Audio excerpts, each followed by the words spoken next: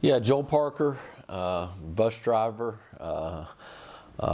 character builder, lover of people, just an amazing individual. I work for Young Transportation and Appalachian State University.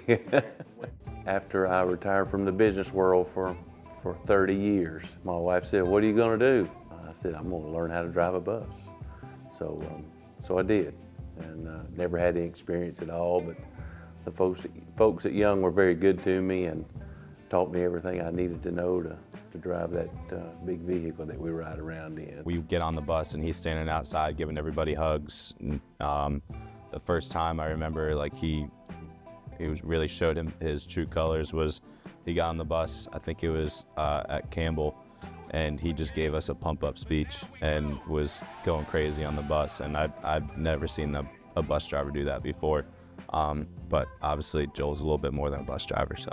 For me, Joel has been practically like my grandfather. I don't have a lot of family outside of my immediate family that's older and wiser like he is, and he's just been a big help for me in growing up. He's pointed me in a lot of really good directions, and we've had a lot of really good talks. So not only has he been a mentor for me, but yeah, somebody that I can kind of be vulnerable around.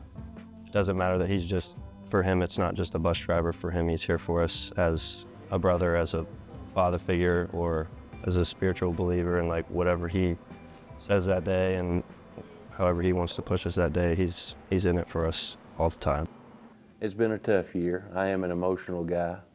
I cry in front of the boys when I talk about something that's dear to my heart, and I don't mind that.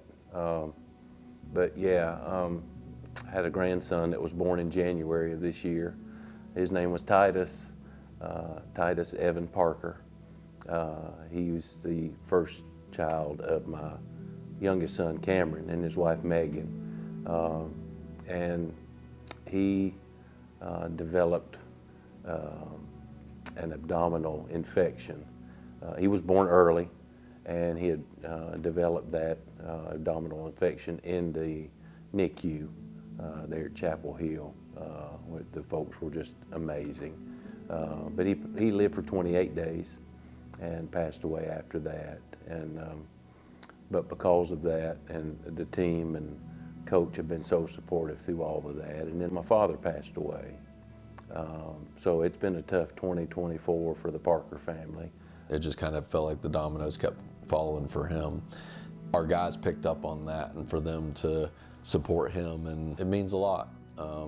It's not surprising because of the way that he treats them and what he pours into them, but it's awesome to see that, you know, this person who showed up in our program back in 21 has become such a, you know, monumental part of our program. Coach Smith just kind of shot me a text and was like, "Hey, one of our guys is going through it. We have a group chat, got a bunch of money together, and Coach Smith wrote a check." So just to help Joel out a little bit and whatever funds needed to be filled. Just trying to show that we love him. I know a couple of us will send him texts on occasion, just checking in with him, saying I love you. We went to his dad's funeral and just trying to show our support, because I know he would do the same for us. So I want to be there for him and know that I care about him, and he's not just a bus driver to me. He's like a family member. Joel is the happiest person that I've ever been around, good, bad, or otherwise. He knows when it's go time, and he knows when to celebrate, and it's always a pleasure to do something or score or come out after a big play or a big strikeout, and you got a 6'6" dude with the biggest smile on his face waiting to give you a hug after you did something cool. So yeah, it's a blessing to have him around.